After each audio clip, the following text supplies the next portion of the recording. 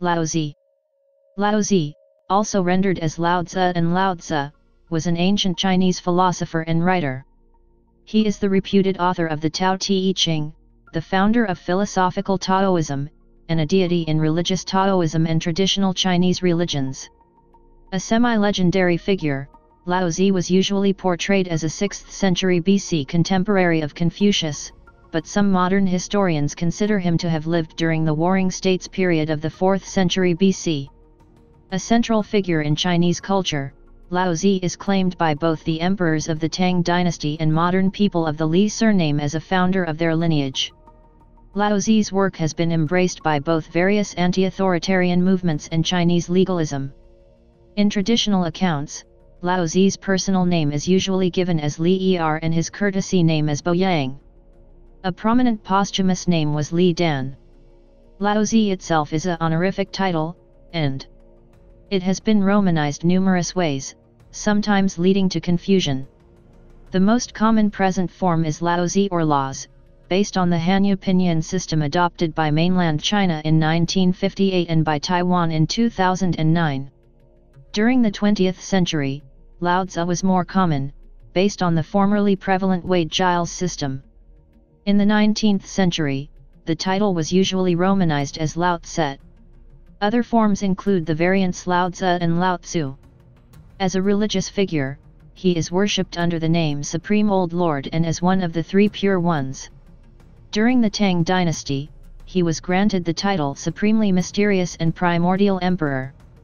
In the mid-20th century, a consensus emerged among scholars that the historicity of the person known as Laozi is doubtful and that the Tao Te Ching was a compilation of Taoist sayings by many hands.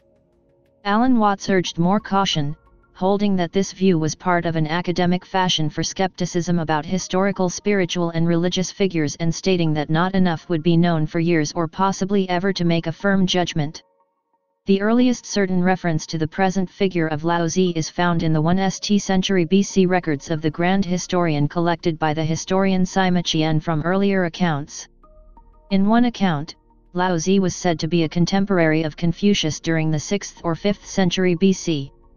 His surname was Li and his personal name was Er or Dan.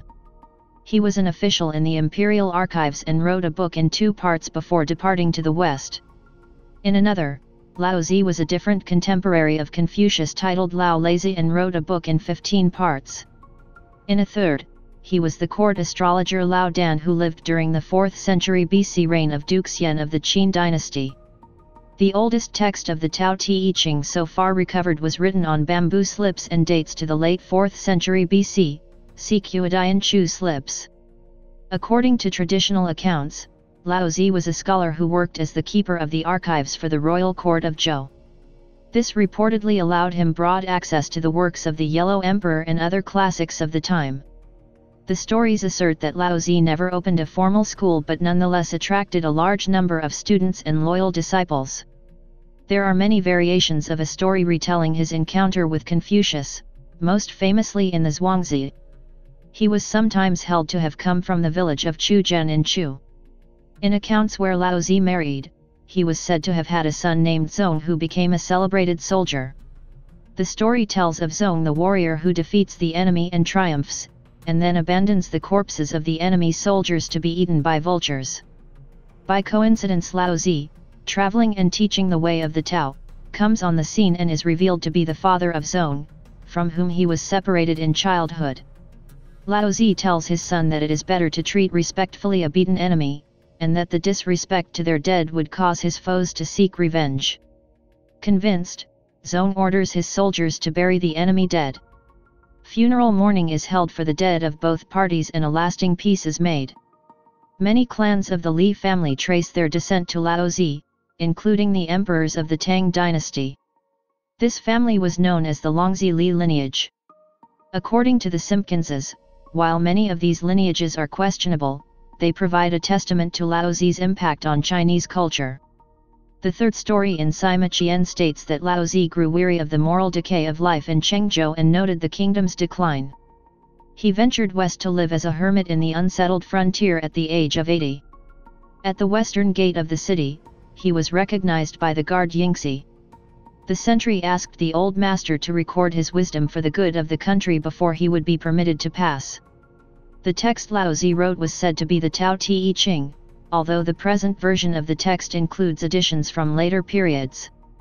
In some versions of the tale, the sentry was so touched by the work that he became a disciple and left with Laozi, never to be seen again. In others, the old master journeyed all the way to India and was the teacher of Siddhartha Gautama, the Buddha. Others say he was the Buddha himself. A 7th century work, the Sandong Zanang, embellished the relationship between Laozi and Yingxi. Laozi pretended to be a farmer when reaching the western gate, but was recognized by Yingxi, who asked to be taught by the great master. Laozi was not satisfied by simply being noticed by the guard and demanded an explanation. Yingxi expressed his deep desire to find the Tao and explained that his long study of astrology allowed him to recognize Laozi's approach. Yingxi was accepted by Laozi as a disciple. This is considered an exemplary interaction between Taoist master and disciple, reflecting the testing a seeker must undergo before being accepted.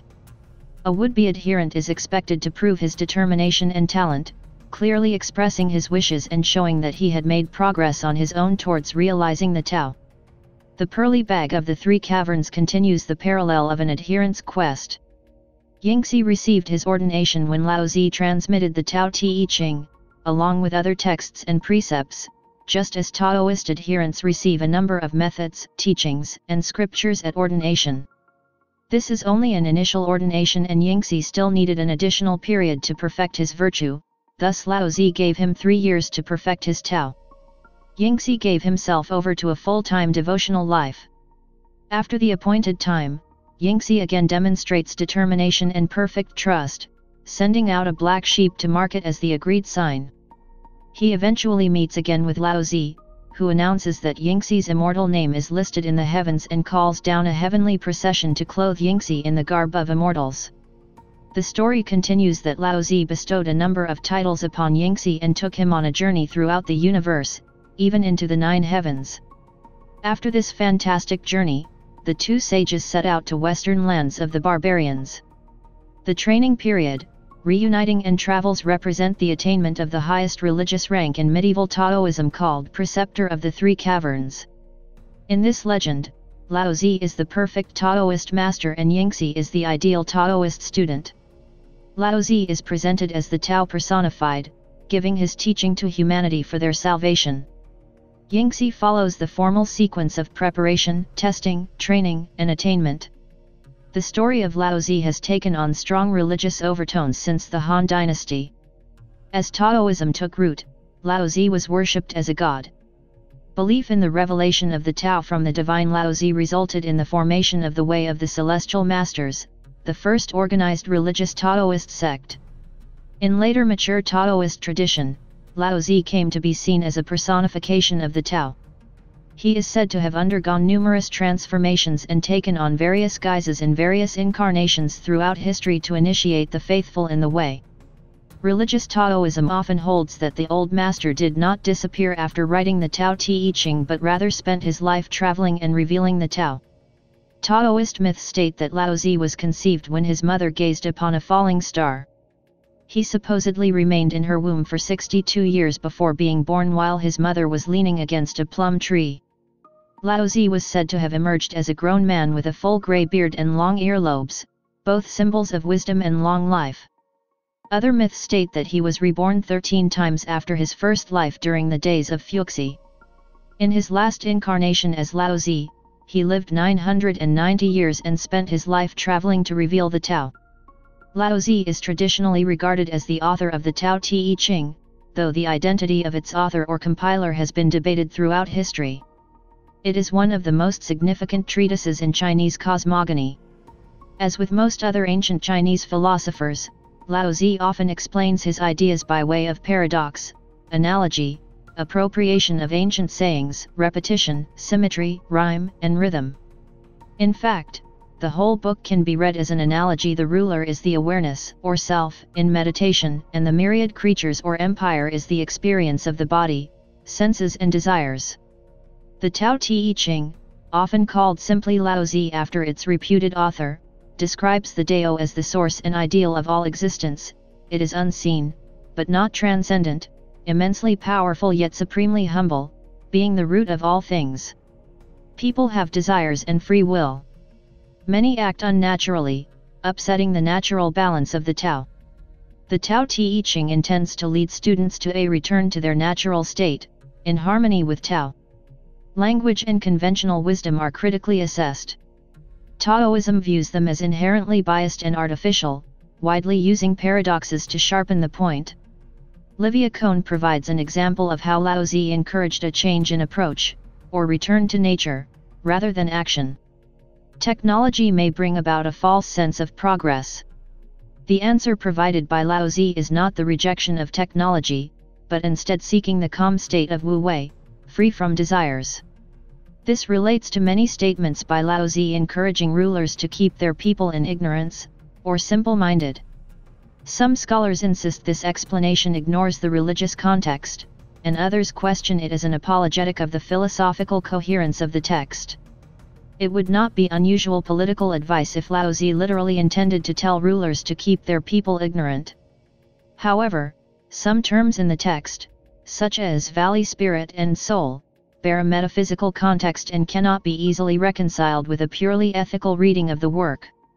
Wu Wei, literally non-action or not acting, is a central concept of the Tao Te Ching. The concept of Wu Wei is multifaceted, and reflected in the word's multiple meanings.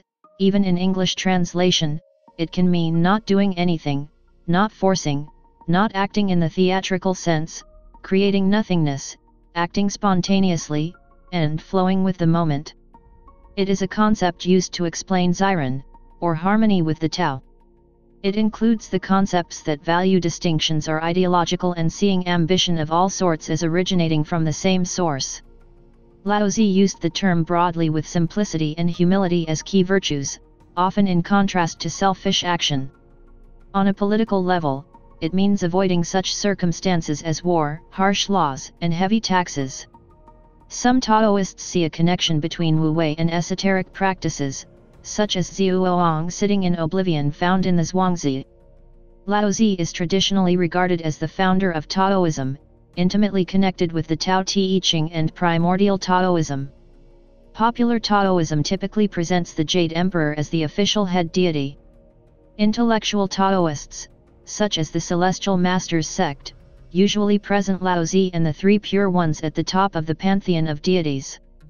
Potential officials throughout Chinese history drew on the authority of non-Confucian sages, especially Laozi and Zhuangzi, to deny serving any ruler at any time. Zhuangzi, Laozi's most famous follower in traditional accounts, had a great deal of influence on Chinese literati and culture.